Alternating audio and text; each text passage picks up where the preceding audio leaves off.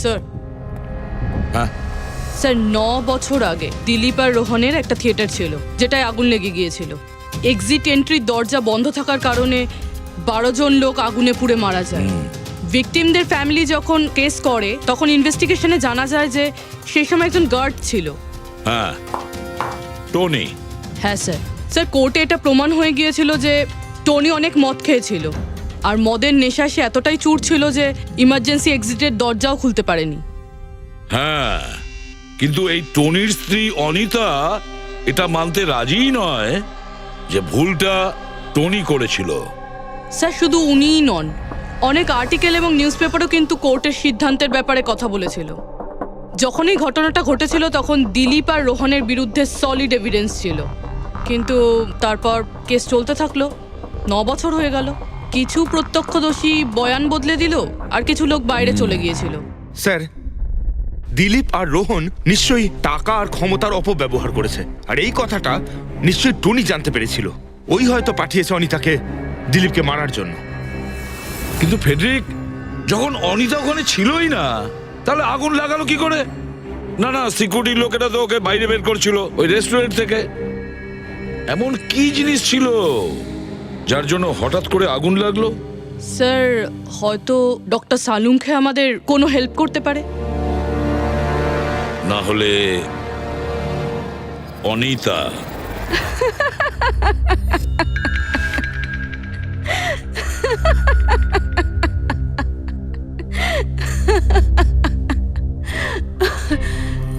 আপনারা তো অবাক হচ্ছেন কেন?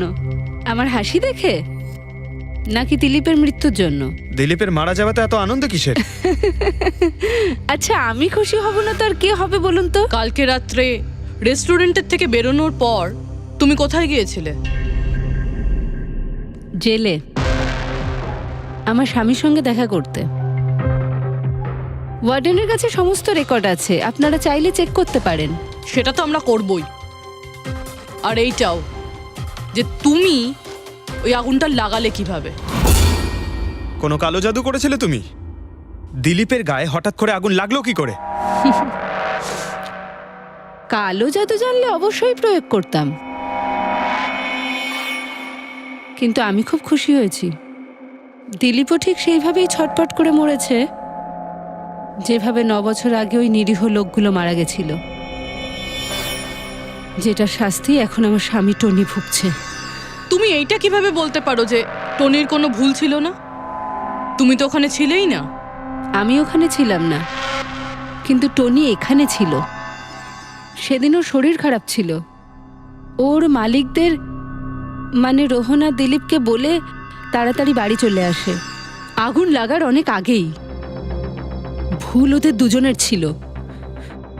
ওরাই পুরনো দরজা ঠিক করায়নি, যার জন্য ওখানে আগুনে পুড়ে অনেক লোক মারা গেছিল।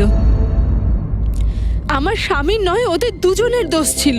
তাতে তোমার নিশ্চয়ই খুব রাগ হয়েছিল, ওদেরকে মেরে ফেলারও ইচ্ছে হয়েছিল। 12 জন মারা গেছিল ওখানে। আমার থেকে অনেক বেশি রাগ ওদের পরিবারের লোকেদের হয়েছিল,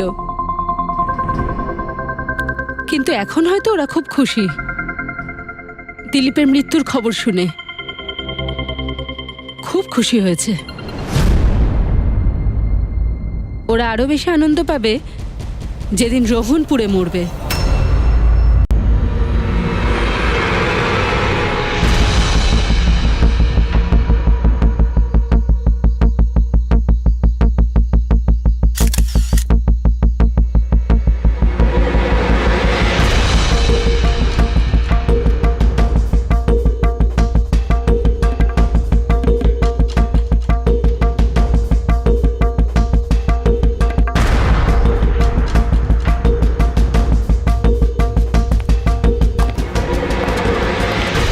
আপনারা কিছু পেয়েছেন?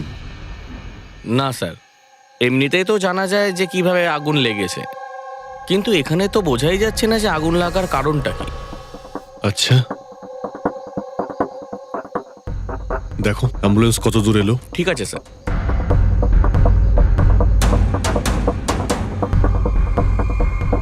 খুব বাজেভাবে ঝলসে গেছে।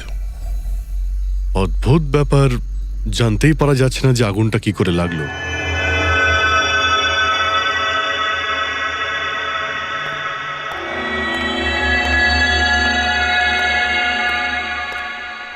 কিভাবে হলো এইসব? সবকিছু তো একদম ঠিক ছিল, জানি না আগুন কি করে লাগলো। এতজন মানুষের অভিশাপ তো লাগবেই, তাই না? এই কি বললে তুমি? আমি জানতে পেরেছিলাম স্যার যে দিলীপ স্যার কোনো কোর্টের কেসে ফেঁসে গেছিলেন। খুব বড়সড় কেস ছিল স্যার, কিন্তু কিছুদিন আগে ছাড়াও পেয়ে গেছিলেন। অনেকে এই নিয়ে রেগেও ছিলেন। আচ্ছা, এই ঘটনার সুযোগ নিয়ে কেউ ওকে মেরে দেয়নি তো? না, কোর্টে উনি নির্দোষ প্রমাণিত হয়েছিলেন, উনি কিচ্ছু করেননি। কি কেস ছিল? 9 বছর আগে জামাইবাবু থিয়েটারে আগুন লেগে গিয়েছিল, যার জন্য বেশ কয়েকজন মারাও গিয়েছিল, আর সমস্ত দোষ জামাইবাবুর ঘাড়ে চাপলো। এমনি এমনি কি করে আগুন লাগতে পারে? এটা নিশ্চয়ই কারোর প্ল্যানিং। কাউকে সন্দেহ হচ্ছে আপনাদের? এটা কে করতে পারে? যে কেউ করতে পারে, অনিতাও করতে পারে। কোন অনিতা? টনির ওয়াইফ, ও এখানে এসেও ছিল।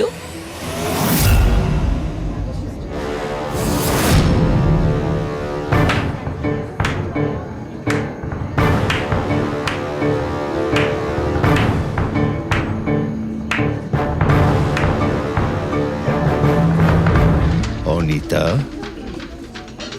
অন্য লোকের ঘর ভেঙে দিয়ে নিজের পরিবারের সঙ্গে এখানে ফুর্তি করা হচ্ছে। ভেরি গুড, ভেরি গুড, বাহ। কিন্তু একটা কথা মনে রেখো, ওই লোকগুলোর মতো তোমরাও ছটফট করে মরবে। সিকিউরিটি, এই চুপ, একদম চেঁচাবি না। বের করো একে বাইরে, বের করো। চলুন ম্যাম, বাইরে চলুন। মনে হচ্ছে তোদের কি পরিণতি হবে তা নিয়ে কোনো মাথা ব্যথা নেই। তোদের খারাপ সময় শুরু হয়ে গেছে, মনে রাখিস। তুই আমার টনির সাথে যা করেছিস না, মনে রাখিস এরপরে তুই আর বেশি দিন বাঁচবি না, শুনেছিস? তুই এই নিয়ে যাবে কে? তুই আর বাঁচবি না, নরকে যাবি তুই। আর তাকে দেখছো কি? নিয়ে যাবে কে? তোকে নরক যন্ত্রণা ভোগ করতে হবে, ছটফট করে মরবি তুই, মনে রাখিস। আরে যা।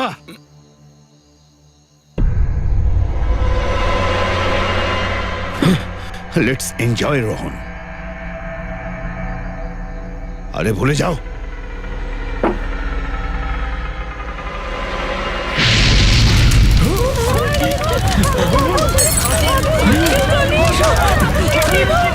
দিলীপ আর রোহনকে যে কেসে ভাসানো হয়েছিল, সেই কেসেই কোর্ট টনিকে শাস্তি দিয়েছিল।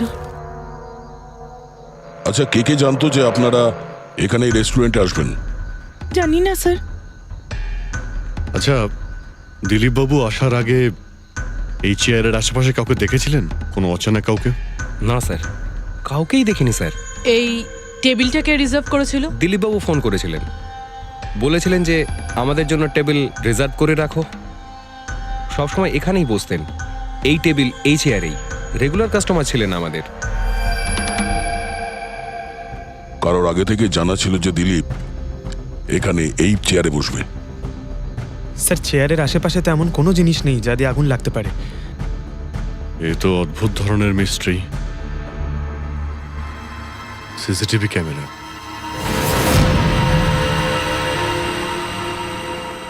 এর ফুটেজ থেকে জানতে পারা যাবে কি হয়েছিল এখানে। ও মাই গড, এসব কিভাবে হলো? কে করতে পারে এসব? ওই করেছে যে দিলীপকে খুন করেছে প্রমাণ লোপাটের জন্য। আর যে কেউ কিভাবে এই মনিটর রুমে চলে এলো? তোমার সিকিউরিটি কোথায়? স্যার, এই রুমে সিকিউরিটির কোনো প্রয়োজনই হয় না। এর আগে এরকম কখনোই হয়নি স্যার। স্যার, স্যার আমার মনে হয় না সিসিটিভি ফুটেজ ডিলিট করার মতো সময়ের কাছে ছিল। ও শুধু ভাঙচুর করেছে। যদি আমরা কোনো এক্সপার্টকে ডাকি স্যার, তাহলে সে হয়তো হার্ড ডিস্ক থেকে রিকভার করতে পারবে।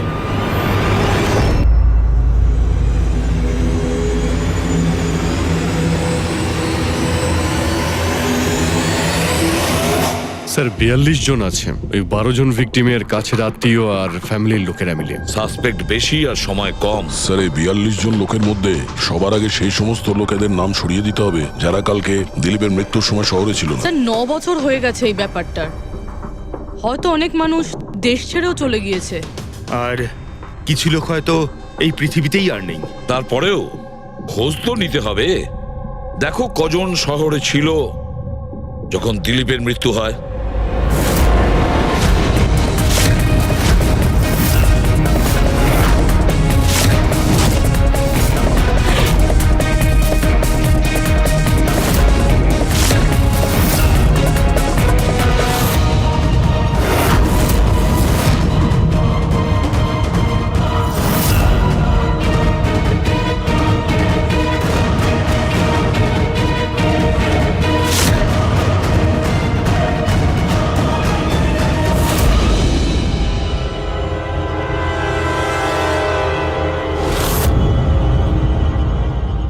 হ্যাঁ পঙ্কজ, কজন এখানে আছে?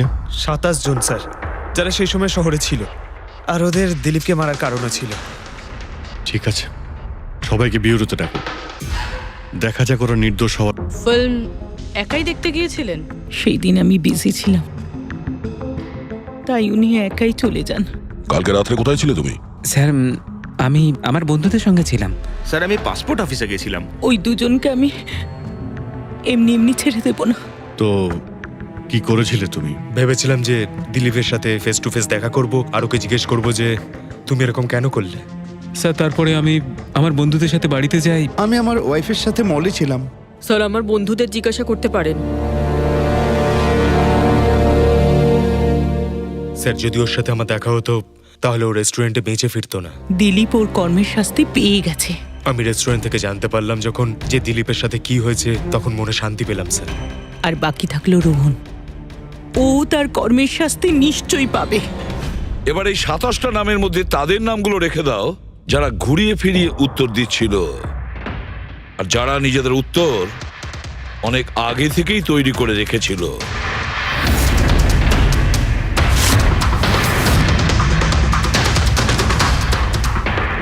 স্যার এবার 15 জন রইল। এবার এই 15 জনকে ওই দিনের ব্যাপারে জিজ্ঞাসা করতে হবে যখন 9 বছর আগে থিয়েটারে আগুন লেগেছিল। দেখা যাক কে সব থেকে বেশি রেগে যায় আর কে মুখ ঘুরিয়ে নেয়। স্যার আমার ভাই মাধ্যমিক পাশ করেছিল, ও বলেছিল বন্ধুদের পার্টি দিতে চায়, সিনেমা দেখাতে চায়, টাকা দাও।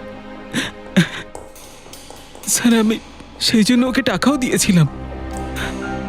হয়তো ওই টাকাটা আমার ওকে দেওয়া একেবারেই উচিত হয়নি স্যার। যে এই কাজটা করে থাকুক খুব ভালো করেছে। আজকে আমি খুশি, আজ আমি খুব খুশি।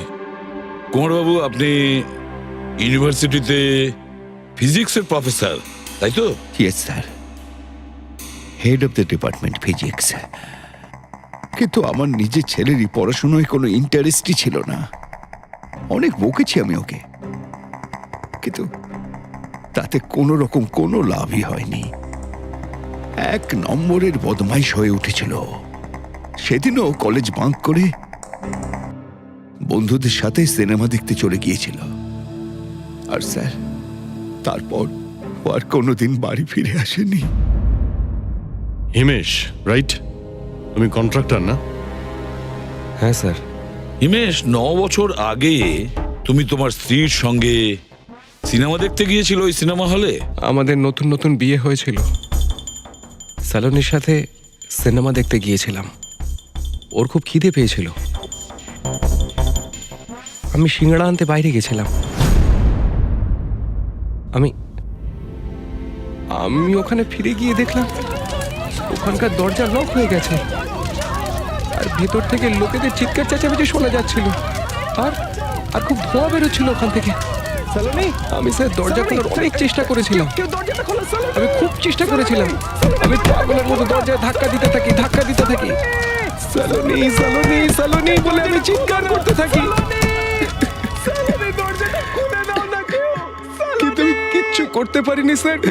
আমি কিচ্ছু করতে পারিনি, আমার সালোনিকে আমি বাঁচাতে পারিনি। ওখানে তো একটা গার্ডও ছিল না, টনি? ও কি দরজা খোলেনি? ছিল না স্যার। ওখানে কোনো গার্ড মানে আর কাউকে দেখেছিলে তুমি? কেউ ছিল না স্যার, কেউ ছিল না। আমি 9 বছর আগে কোর্টে যে কথা বলেছি আজও তাই বলছি। যখন সিনেমা হলে আগুন লেগেছিল তখন টনি ওখানে ছিল না স্যার।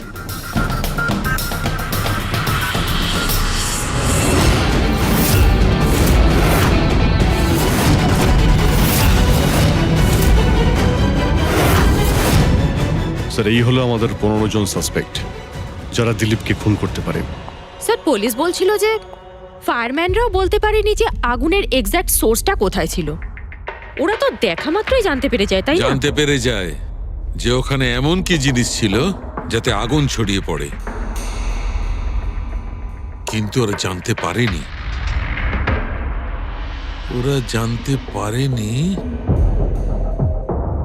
ওরা এই জন্য জানতে পারেনি কারণ ওই জিনিসটার না ছিল কোনো গন্ধ, না ছিল রং। Exactly sir. যদি এটা লিকুইড হতো না তাহলে দিলীপ নিশ্চয়ই বুঝতে পারতো ওই চেয়ারটায় বসা মাত্রই। আর পাউডার থাকলে আমরা টেস্ট করে পেয়ে যেতাম। তার মানে এটা তো গ্যাস। তার মানে হচ্ছে এটা ছিল গ্যাস। গ্যাস? এই জন্য ওই ফায়ারম্যান জানতে পারেনি যে কিসের জন্য আগুন লেগেছিল। ইনফ্লেমেবল গ্যাস বস, যার শুধু একটা স্পার্কের দরকার হয় জ্বলে উঠবার জন্য। কিন্তু একটা কথা বুঝতে পারছি না, দিলীপ যে চেয়ারে বসেছিল সে চেয়ারে গ্যাস আসলো কোথা থেকে? চেয়ার থেকেই। কি চেয়ার থেকে? সেটা এইভাবে বস, যে চেয়ারে দিলীপ বসেছিল তার নিচের অংশে কেউ ওই ইনফ্লেমেবল গ্যাসকে স্প্রে করেছিল। মারা যাওয়ার সময় দিলীপের সংস্পর্শে দুটো জিনিস ছিল। একটা তো এই চেয়ার যেটাতে ও বসেছিল, আর একটা ওয়াইনের গ্লাস যেটা ও হাতে ধরেছিল। আমরা এই দুটো জিনিসই চেক করেছি। তো এই চেয়ারটার থেকে আমরা ইনফ্লেমেবল গ্যাসের কিছু ট্রেসেস পেয়েছি।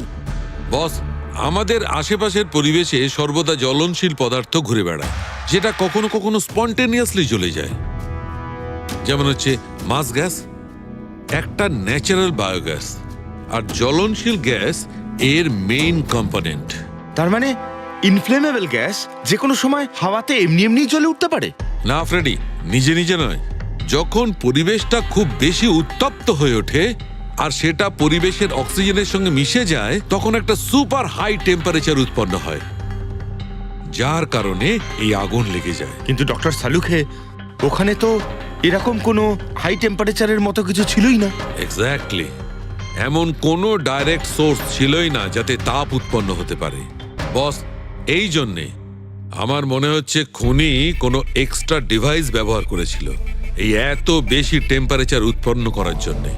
আর এই চেয়ারটা তো রেডিই ছিল, এর তো শুধু একটা স্পার্কের দরকার ছিল। কিন্তু স্যার এভাবে কেউ হিট কিভাবে উৎপন্ন করবে? হ্যাঁ, করা যেতে পারে তো।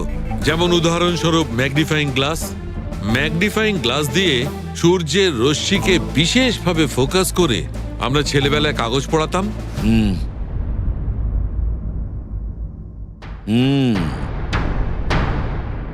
মনে হচ্ছে ওই রেস্টুরেন্টে আবার যেতে হবে, খোঁজ নিতে হবে কিসের থেকে আগুনটা লেগেছিল।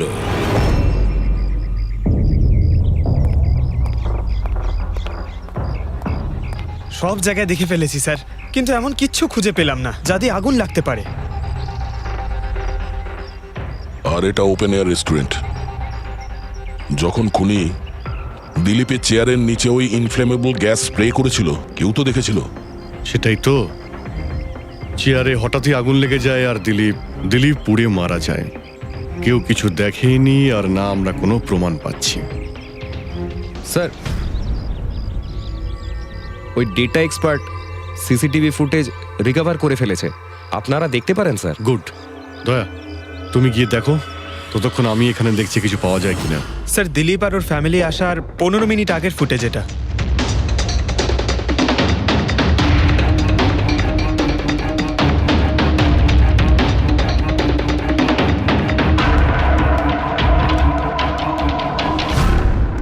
এ চেয়ার চেঞ্জ করছে।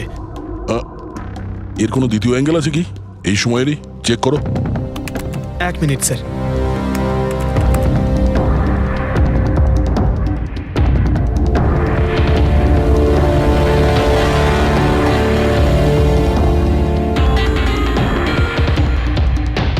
ও চেয়ারটার সঙ্গে কি করছে? গ্যাস স্প্রে করছে নাকি? হ্যাঁ, ও নিজের চেয়ারে গ্যাস স্প্রে করলো আরও নিজের চেয়ারের সঙ্গে ওই চেয়ারটা বদলে দিল, যেটাই দিলীপ বুঝতো।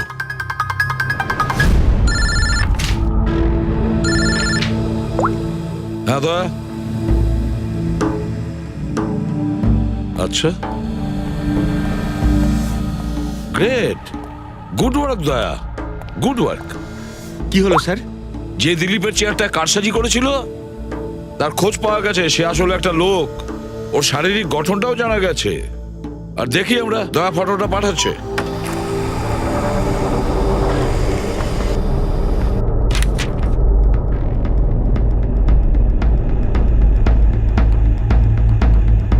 খুনি এই বাকি লোকগুলোর মধ্যেই কেউ একজন, এদেরই মধ্যে কেউ। আর এবার এর পরের শিকার রোহান।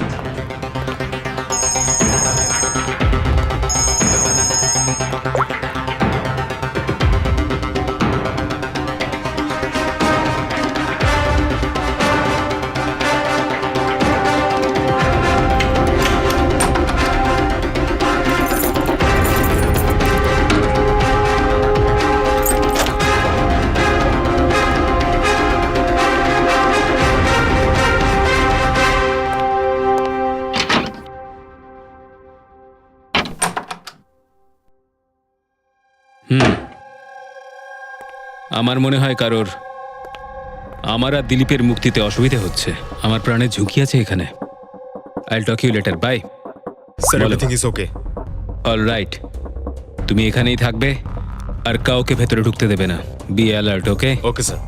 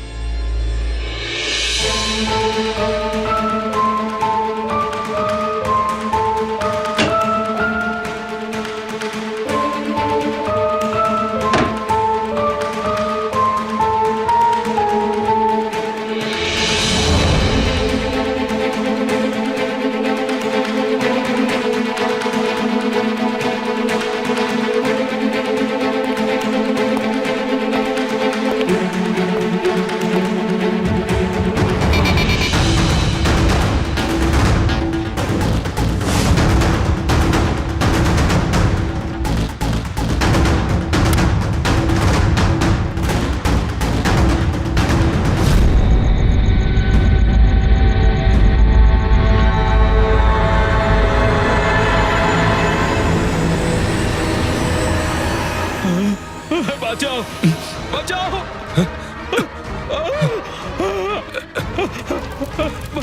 বাঁচাও, বাঁচাও, বাঁচাও ওকে, জল দাও, জল, বাঁচাও, বাঁচাও, বাঁচাও। স্যার, আসি স্যার, স্যার, স্যার এক মিনিট স্যার, স্যার বাঁচাও, স্যার বাঁচাও, জল, জল দাও, স্যার বাঁচাও, বাঁচাও।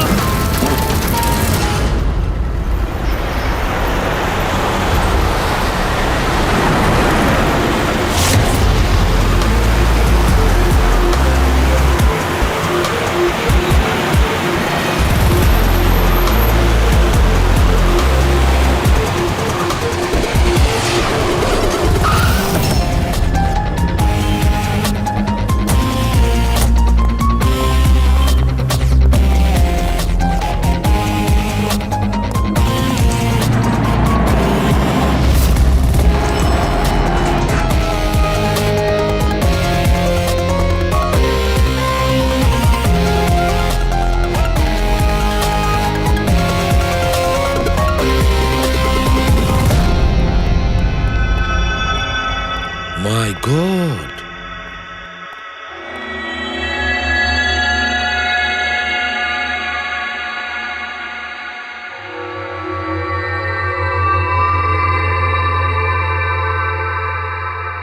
কি হয়েছিল এখানে আর কিভাবে?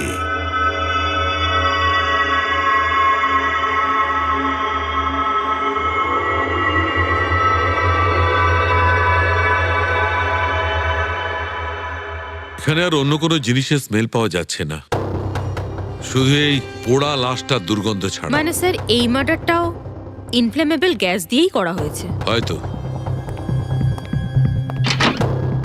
এসব হলো কিভাবে? হ্যাঁ স্যার আসলে আমি রোহন স্যারের বডিগার্ড। আচ্ছা, তাহলে আপনারা কোথায় ছিলেন যখন এসব হলো? স্যার রোহন স্যার আমাকে বাইরে পাহারা দিতে বলেছিলেন। তার কিছুক্ষণ পরেই আমি ওনার চিৎকার শুনতে পেয়ে ওনার রুমের দিকে দৌড়ে আসি আর দেখি দরজার চারদিক থেকে ধোঁয়া বেরোচ্ছিল। আমি অন্য চাবি দিয়ে দরজা খুলে ভিতরে যাওয়ার পর দেখলাম যে স্যার ততক্ষণে রোহন স্যার পুড়ে গেছেন। আপনারাও কেউ কিছু জানেন না? অদ্ভুত ব্যাপার, রুমের মধ্যে কোনো সূত্র পাচ্ছি না, শর্ট সার্কিট হয়নি, পর্দাটা ভেতর থেকে বন্ধ, এই উইন্ডোজটা পার্মানেন্টলি ক্লোজড, কেউ বাইরে থেকে ভেতরেও আসতে পারবে না, আর বাইরে থেকে ভেতরে কোনো ভিউও নেই, কেউ দেখতেও পাবে না। তাহলে লোকটা মরলো কিভাবে? এটার থেকে আগুন লেগেছে বস।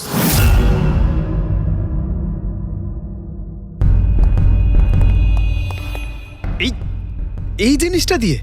এটা কি স্যার? এটা হচ্ছে ফিলামেন্ট। ফিলামেন্ট? ইলেকট্রিক বাল্বের ভেতরের ফিলামেন্ট। যখন এই ফিলামেন্টের ভেতর দিয়ে ইলেকট্রিক পাস করানো হয় তখন এটা গরম হয়ে লাল হয়ে যায়। বস, খুনিও এই টেকনিকটাই ব্যবহার করেছে ওই জ্বলনশীল গ্যাসটাকে জ্বালানোর জন্য।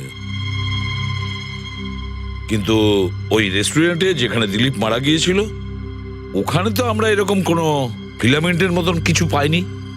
বস, এত ছোট্ট একটা জিনিস, ওটা খোলা জায়গা, হয়তো কোথাও উড়ে চলে গেছে, কিন্তু এখানে তো পুরো ঘরটাই বন্ধ, তাই জন্যে খাটের তলে এটা আমি পেয়ে গেছি। কিন্তু স্যার ফিলামেন্ট দিয়ে ইলেকট্রিক পাস করানোর জন্য ওয়্যারসের কোনো না কোনো কানেকশন তো থাকা উচিত বেড পর্যন্ত। আছে, এখানেই নিশ্চয়ই কোথাও আছে। পুরো বেড চেক করেছি আমরা, রুমটাও চেক করেছি, এরকম কিছুই তো পাইনি আমরা। দয়া, ওই দরজাটা কিসের? ম্যানেজার। Yes sir. ওই দরজার ওপারে কি আছে? স্যার আর একটা রুম আছে, এই রুমের সাথে ওটা কানেক্টেড। এমনিতে এই দরজাটা সিল থাকে, এটাকে কেউ খোলে না স্যার।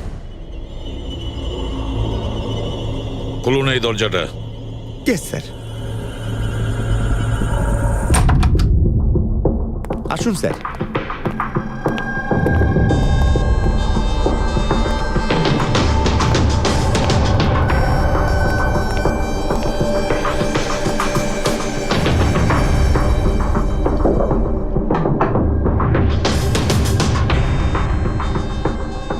আচ্ছা ম্যানেজার বাবু, কার রুম এটা? কে থাকে এই রুমটাতে? কোনো একজন গেস্ট স্যার, ডিটেলস চেক করতে হবে। দেখুন। Okay sir.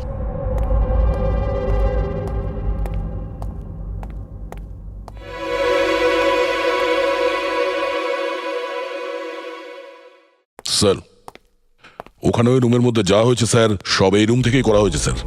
কিন্তু যদি কারেন্ট এই রুম থেকে পাস করা হয়ে থাকে তাহলে এখান থেকে বেড পর্যন্ত কোনো না কোনো ওয়্যার তো থাকা উচিত। আর যদি থেকে থাকে তাহলে রোহন নিশ্চয়ই সেটা দেখতে পেয়েছে। হ্যাঁ, হয়তো ওর বডিগার্ডও দেখে থাকবে। ডাকো তো ওর বডিগার্ডকে। আপনি এদিকে আসুন।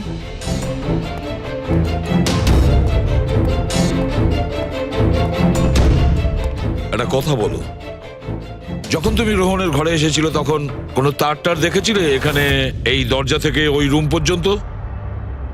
কোনো কিছু? না স্যার, রোহন স্যার এই রুমে ঢোকার আগে আমি এই রুমটাকে খুব ভালো করে চেক করেছিলাম, কিন্তু তার বা সেরকম কিছু আমার চোখে পড়েনি। ঠিক আছে, যাও তুমি। যাই হোক না কেন দয়া, খুনি এই দরজাটা ব্যবহার করেছে। এই দরজা দিয়ে রোহনের রুমে আসে আর রোহনের বেডে ইনফ্লেমেবল গ্যাস স্প্রে করে, আর যে কোনো ভাবেই হোক ফিলামেন্টে কারেন্ট দিয়ে দেয়, তাতে ফিলামেন্ট গরম হয়ে যায় আর ইনফ্লেমেবল গ্যাসে আগুন ধরে যায়, আর তাতে রোহনের মৃত্যু হয়। বস, একটা কথা কিন্তু ঠিক, খুনি যেই হোক না কেন তার ইলেকট্রিক আর কেমিক্যাল সম্পর্কে খুব ভালো জ্ঞান আছে। প্রফেসর কুমার, ফিজিক্সের প্রফেসর কুমার, ওর থেকে আর কে বেশি জানতে পারে এই ব্যাপারে? স্যার, ওই প্রফেসর কুমারের সঙ্গে দেখা করো। স্যার। দয়া, আমিও যাব তোমার সঙ্গে।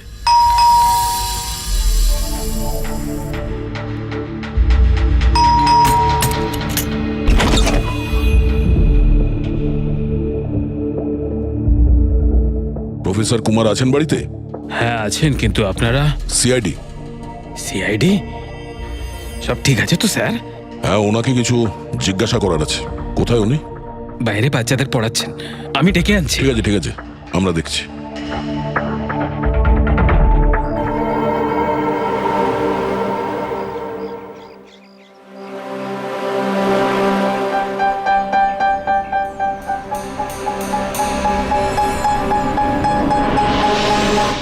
মিস্টার কুমার, আপনার কাছে আমাদের কিছু জিজ্ঞাসাবাদ আছে। বলুন, কি জানতে চান? আপনি এটাকে চেনেন? এটা তো ফিলামেন্ট। গুড, ঠিক চিনেছেন আপনি। আপনি জানেন আমরা এই ফিলামেন্টটা কোথা থেকে পেয়েছি? সেটা তো আপনারাই বলতে পারবেন কোথা থেকে পেয়েছেন। রোহনের বিছানার নিচে। কাল রাত্রে রোহন ওই বিছানাতেই পুড়ে মারা গেছে। হোয়াট? রোহনও মারা গেছে? কাল রাত্রে আপনি কোথায় ছিলেন? রাত 9টা থেকে ভোর 3টে পর্যন্ত। আপনারা আমাকে সন্দেহ করছেন? এটা আমাদের প্রশ্নের উত্তর হলো না মিস্টার কুমার। কাল আমি সারা দিন আর সারা রাত্রি বাড়িতেই ছিলাম। কোনো প্রমাণ? আগে আমার কাজের লোক রামু আর বিকাশ, প্লিজ কাম হিয়ার।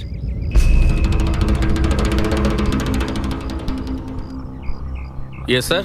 এনাদের বললো যে কাল কোথায় ছিলাম। স্যার আমাদের সবার এক্সট্রা ক্লাস নিচ্ছিলেন এই বাড়িতেই। কটা থেকে কটা পর্যন্ত? স্যার সন্ধ্যা 6টা থেকে ভোর 5:30 পর্যন্ত। সামনেই আমাদের এক্সাম, তাই আমরাই স্যারকে রিকোয়েস্ট করেছিলাম এক্সট্রা ক্লাস করানোর জন্য। ঠিক আছে স্যার, তুমি যাও বাবা। স্যার, আমার আরো 5 জন স্টুডেন্টস আছে যারা কাল সকাল 9টা থেকে 5:30 পর্যন্ত আমার কাছে ছিল। বলেন তো ওদেরও ডাকি? ঠিক আছে, এবার আমি যেতে পারি স্টুডেন্টদের পড়াতে? Please please. Thank you.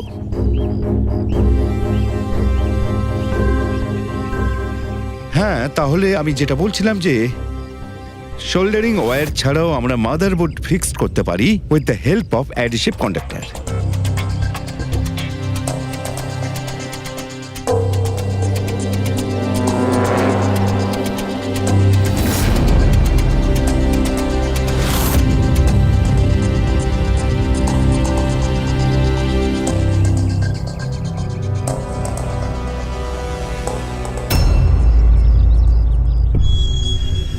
My god, my god! আরে ভাই, কি ব্যাপারটা? কি? আরে ভাই, এই ভুলটা আমি কি করে করলাম? কি গড, বুড়ো হয়ে গেছি আমি বুড়ো হয়ে গেছি। দয়া, একটা কাজ করবে, 1 ঘন্টা পরে ফরেন্সিক ল্যাবে দেখা করো। একটা জিনিস দেখাবো। 1 ঘন্টা পরে। আরে ওই, হ্যাঁ বস, একটা কাজ করো, এই সুইচটা দিয়ে ওই বাল্বগুলোকে জ্বালাও। এই সুইচ দিয়ে?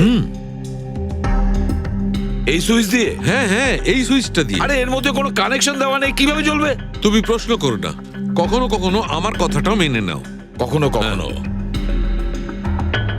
এই অন করলাম। কই স্যার, কিছুই তো হলো না। হবে হবে। আরে কি হবে? কিছুই হবে না। হবে ভাই, বিলিভ মি, হবে। 1 মিনিট। আরে ওর শরীর ঠিক আছে তো? হ্যাঁ স্যার জানি না কি হয়েছে, প্রফেসর কুমারের সঙ্গে দেখা করে আসার পর থেকেই উনি বাল্ব নিয়ে খেলে যাচ্ছেন। একটা কথা বলো, ওই ফিঙ্গারপ্রিন্ট গুলোর খবর কি, যেগুলো তুমি হোটেলের লোকেদের কাছ থেকে নিয়েছিলে আর ওই রুমটা থেকে নিয়েছিলে? স্যার অনেক ফিঙ্গারপ্রিন্টস পাওয়া গেছে, কিন্তু সবগুলো স্টাফ মেম্বারসদেরই, এছাড়া আর কারোর পাওয়া যায়নি। এটা কিভাবে সম্ভব? এই যে দাদা, একটু এই দিকেও দেখুন। হ্যাঁ হ্যাঁ, দেখছি। হ্যাঁ,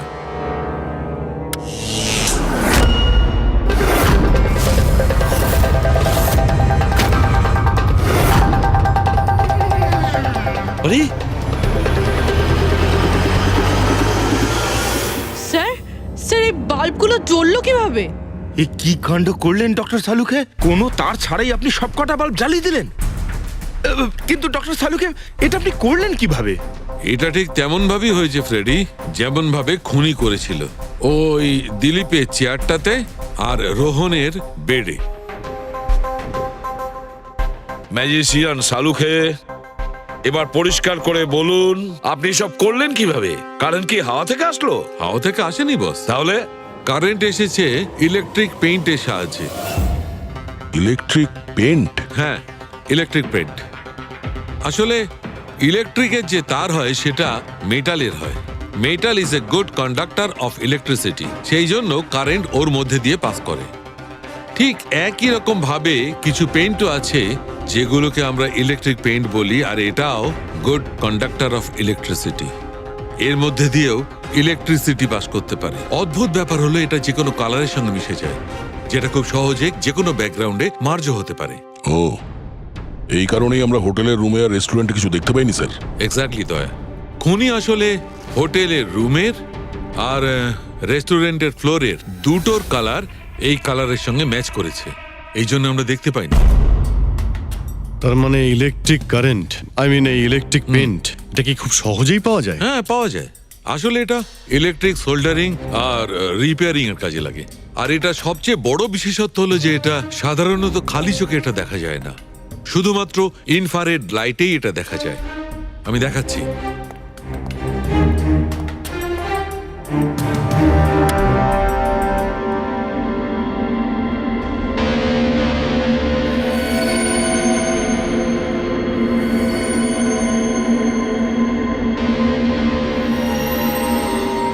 দেখেছো বস?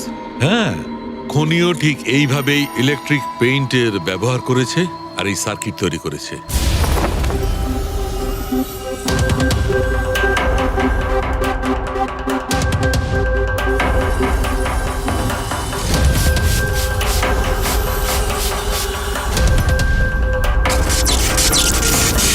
একটা কথা তো নিশ্চিত, এ যেই হোক না কেন তার এ সমস্ত ব্যাপারে খুব ভালো জ্ঞান আছে।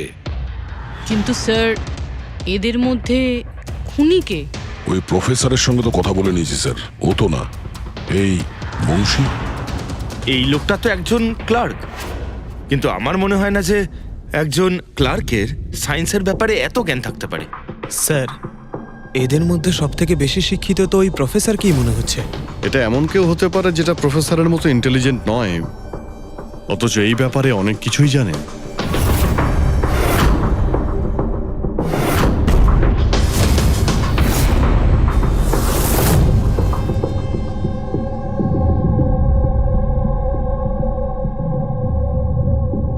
সেই লোকটা অভিজিৎ, এই লোকটাই সে। মনে পড়ছে কি বলেছিল আমাদের, যে ও কি কাজ করে?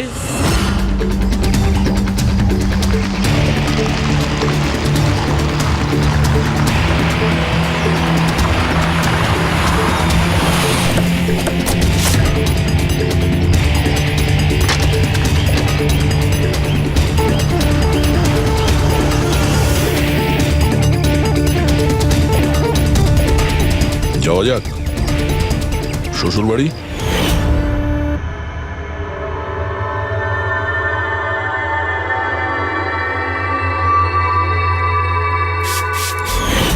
দিলীপ আর রোহনের উপর কেস হয়েছিল, কিন্তু আমি জানতাম ওরা টাকা আর পাওয়ারের জোরে ছাড়া পেয়ে যাবে। কিন্তু ওদের কাছে টাকা থাকলে আমার কাছে ছিল বুদ্ধি।